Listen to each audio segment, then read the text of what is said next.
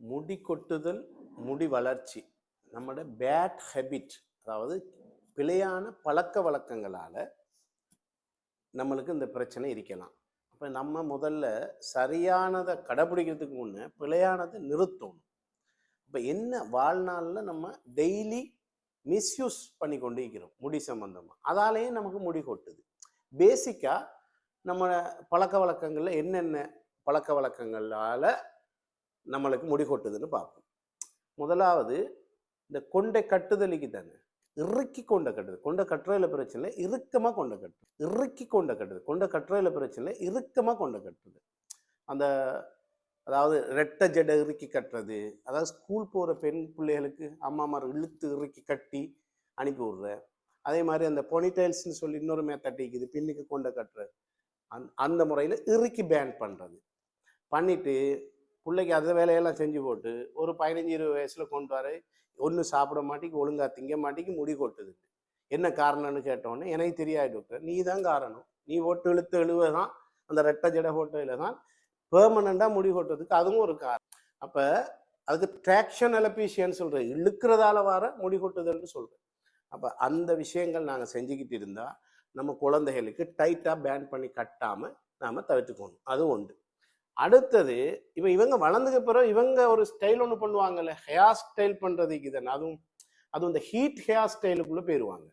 ஏன்னா கொஞ்சம் வசதி அமைப்பெல்லாம் வந்த உடனே இந்த கிராம பெண்களை விட, அப்படி கிராம ஆண்கள் பெண்களை விட கொஞ்சம் ஃபைனான்சியலி ஓகேன்னொடனே அவங்க அந்த ட்ரையர் இந்த ட்ரையர் அயன் அப்படி இப்படின்னு வாங்கி ஹீட் பண்ண ஆரம்பிச்சிருவாங்க. அதோட என்ன நடக்கும், அந்த ஹீட்டிங் இதால் ப்ளோ ட்ரையரால் முடியில் இருக்கிற புரோட்டீன் உருக ஆரம்பிச்சிடும். அது உருக ஆரம்பினா தும்பு தடி போல இருக்கும், மறாது தெரிச்சு இல்லாமகி நாசமாக போயிடும். அப்போ நீங்கள் ரெண்டாவது பிள்ளை எங்கன்னு பார்த்து அப்படி இருந்தால் சரி கொட்டி கொள்ளுங்க. மூன்றாவது என்னன்னு கேட்டால், ஈரத்தலையோட போட்டு வராண்டுன்னு வரான்றது. ஈரமாக இருக்க முடி பலகீனமான முடி, அதை போட்டு சீப்பு போட்டு இழுக்கக்கூடாது ஓவரா. அதை நீங்கள் மெதுவாக காய வச்சு அது சரியான முறையில் தொடச்சி அதற்குரிய பராமரிப்போட அதை நீங்கள் செஞ்சு கொள்ளணும். முடி கொட்டுற ஆக்கள் இதெல்லாம் கவனிச்சுக்கணும்.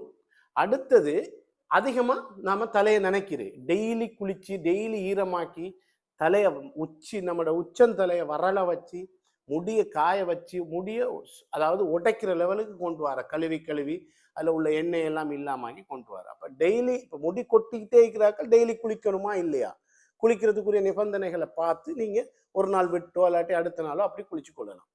அதுக்கடுத்தது நாம் டயட்டிக்கிறேன். நான் ஒரு 3 மாதத்தில் 5-10 கிலோ குறைஞ்சிட்டேன்.